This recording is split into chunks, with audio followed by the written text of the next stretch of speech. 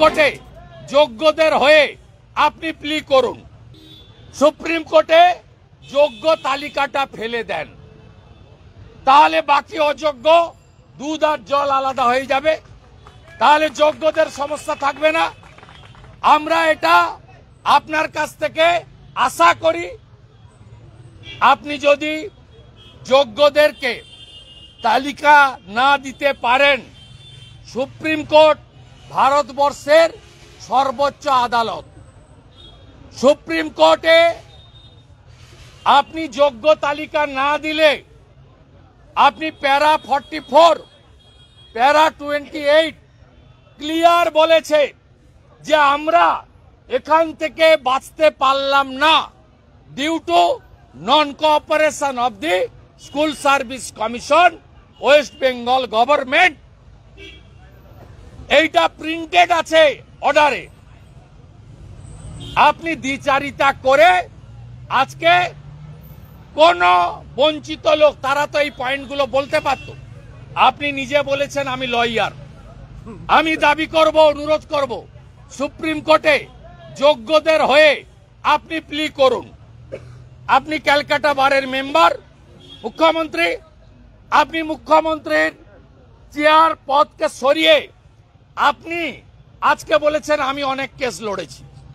আমি অনুরোধ করব আপনি সুপ্রিম কোর্টে গিয়ে লয়ার হিসেবে যোগ্যদের পক্ষে যোগ্য তালিকাটা হাতে নিয়ে সিবিআইর হার্ড ডিস্কের মাধ্যমে যে ওএমআর বের করেছে, যে একাডেমিক আছে, সেটা নিয়ে গিয়ে বলুন আমি লয়ার মমতা ব্যানার্জি এসেছি, আপনারা এই যোগ্যের তালিকা এদেরকে আপনি মহামান্য হুজুর কনসিডার করুন। যদি না করতে পারেন তাহলে 23 লক্ষ ভাই বোনেদের আবার পরীক্ষায় বসতে হবে এবং 9 বছর আগে যে প্রস্তুতি তাদের ছিল সেই প্রস্তুতি থাকতে পারে না। এবং এটা যদি আপনি করেন তাহলে 19,000 যোগ্য শিক্ষক, শিক্ষিকা, শিক্ষাকর্মীর সঙ্গে সবচেয়ে বড় পাপ হবে। আমি on behalf of the BJP আগেও বলেছি, আজও বলি, মমতা ব্যানার্জি যদি এই কাজটা করতে না পারেন, 26-এ বিজেপিকে আনুন। 1 মাসের মধ্যে আমরা ওএমআর বের করে যোগ্য তালিকা সুপ্রিম কোর্টে প্লেস করে আমরা যদি 84 সালের সিক রাইট এতদিন পরে জাস্টিস হতে পারে, আমরাও জাস্টিস দেওয়ানোর কাজ করব। এই সামগ্রিক ব্যবস্থাপনাটার পিছনে অর্থ আছে এবং সেই অর্থের সবচেয়ে বড় বেনিফিশিয়ারি মুখ্যমন্ত্রীর বাড়িতে।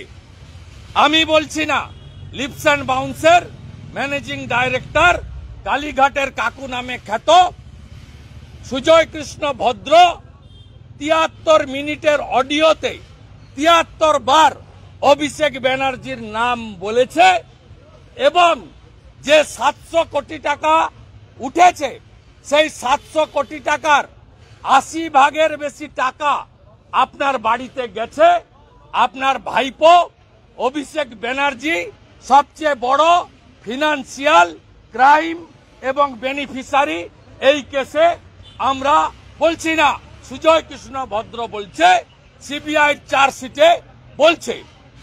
আপনি সুপ্রিম কোর্টে গিয়ে লয়ার হিসেবে যোগ্যদের পক্ষে যোগ্য তালিকাটা হাতে নিয়ে সিবিআইর হার্ড ডিস্কের মাধ্যমে যে ওএমআর বের করেছে, যে একাডেমিক আছে, সেটা নিয়ে গিয়ে বলুন আমি লয়ার মমতা ব্যানার্জি এসেছি, আপনারা এই যোগ্যের তালিকা এদেরকে আপনি মহামান্য হুজুর কনসিডার করুন।